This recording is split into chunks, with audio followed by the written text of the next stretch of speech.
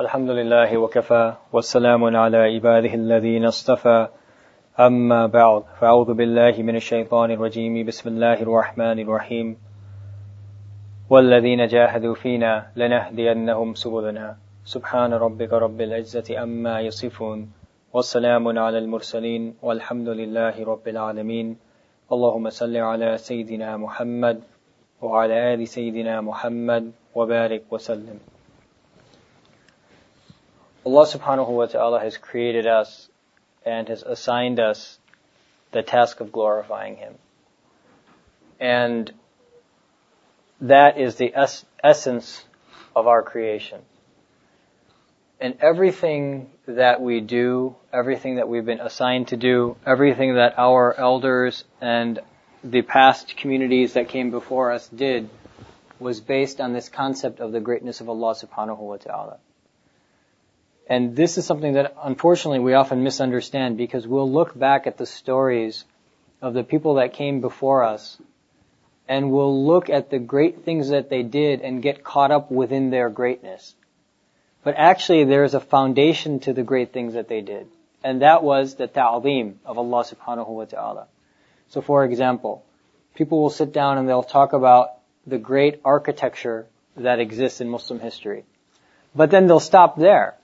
And they'll say, this community 500 years ago produced this great masjid, and everyone will get caught up in the masjid. But the reality is that those people, when they created that masjid, they didn't create that masjid for the sake of that masjid.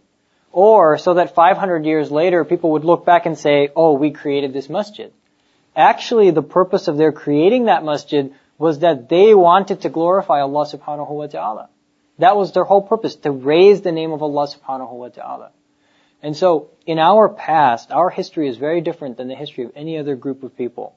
And that is that there's a common driving theme that exists within our history, and that is the greatness of Allah subhanahu wa ta'ala. And so whenever we look at our history, or we look at the great things that the people of the past did, or we look at even the companions of the Prophet sallallahu alaihi wasallam, the common theme is that they were sincere in their praise of Allah subhanahu wa ta'ala. And the thing that makes an Islamic community great, and the thing that made our predecessors great, was that they raised Allah subhanahu wa ta'ala's name. And it occurred in different ways. It depended on what challenge they faced. Sometimes it was on the battlefield, so they did it. But it wasn't for the sake of the battle, or it wasn't for the sake of a piece of land. It was for the sake of Allah subhanahu wa ta'ala. They had their eyes on what was pleasurable to Allah, and that's how they made their decisions. Other times it meant excelling in architecture. Other times it meant excelling in collection of hadith, or collection of the Quran, or establishing various branches of the deen. So in and of themselves, they didn't pursue these individual things, but they pursued the greatness of Allah. How could they submit themselves to Allah, and how could they raise the name of Allah? And so in the same way, unfortunately, in this day and age, when we look back, we get so caught up in what they did, and we think that that's the solution to our problems. Okay, this community of people was very educated, that's why they did well, so we need to become very educated. But we don't look at the fact that they were trying to please Allah based on their circumstance, and that's exactly what we should be doing. There was always a theme to whatever our predecessors did. When they built a masjid, when they established a community, when they sent their children to become scholars, it was always based on raising the name of Allah subhanahu wa ta'ala.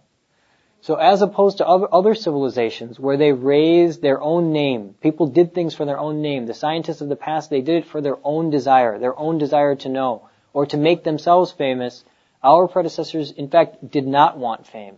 And wherever they could, they would try to hide their name for the sake of Allah subhanahu wa ta'ala. The common theme that existed amongst our predecessors actually is that they would actually hide the deeds they did and actually raise the faults that existed within them. For example, there was a famous teacher of hadith that spent many years teaching many people hadith. And when he was near his death, he asked his students to take him. He didn't have the ability to walk very well at this point in his life. He asked the students to take him and put him outside on the dirt. So the students, they didn't want to do it because obviously that's against adab to take your teacher and lie him on the dirt. But because Amr is fawq al-adab, they decided to do it, and so they took their teacher out on the dirt. When their teacher was out on the dirt, he began throwing dust on his face, and he started saying, "Oh Allah, have mercy on your old servant. Oh Allah, have mercy on your old servant." Now this man taught hadith for 30, 40 years, and he created so many incredible muhaddithin under him. He didn't say, "Oh Allah, I taught hadith for 40 years. Oh Allah, I produced all these students. Oh Allah, I've served you day and night. Oh Allah, I spent my whole life studying. Oh Allah, I pray regularly." He ignored all of his deeds, and he just put his face on the ground, and he said, "Oh Allah, have mercy on the old age of your servant." This is how our predecessors were. When it came to raising themselves, they forgot about their deeds, and they would put themselves on the dirt. But when it came to raising the name of Allah subhanahu wa ta'ala, they were ready to make any sacrifice. Whether it meant their blood, their wealth, their time, their families, their children, whatever it took to raise the name of Allah in their group, in their community, in their circumstance, they were ready to do it. And that's the challenge that faces us. There's no set paradigm. There's not like you have to do A and then you'll be successful, or you have to do B and then you'll be successful. The whole point is that you raise the name of Allah, and that you do so according to the Sharia of Allah subhanahu wa ta'ala. A few weeks ago, these brothers invited me to the MSA Eaststone conference, and they gave me this topic, why you should become a physician. Why you should become a physician in order to please Allah. And I looked at the topic and I was shocked. I said, what kind of topic is this? I don't believe that you have to become a physician in order to please Allah. It doesn't matter if you become a physician. What actually matters is that you live your life according to the Sharia, and that your purpose in life be the praise of Allah. If that's it, then it doesn't matter what you become. And the example is, if I sit down, if you come over to my house, I have a 6-year-old daughter, she likes to play board games. So to her it's a big deal. When you open up the board game, to her it's a big deal. She says, "Baba, you're going to be red and I'm going to be yellow." It's a big deal. Who's red and who's yellow? To me it makes no difference. What do I care if she's yellow or I'm red, or I'm red and she's yellow? It makes absolutely no difference. But to her, it's the most important thing in the world. If she's not red, she's not going to succeed. Our professions are the exact same way.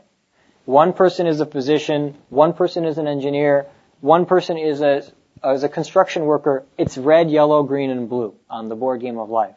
It makes no difference. Allah does not look at that. What makes a difference is the niyyah that person takes when they go to work. And do they live according to the Sharia when they deal with other people at their work?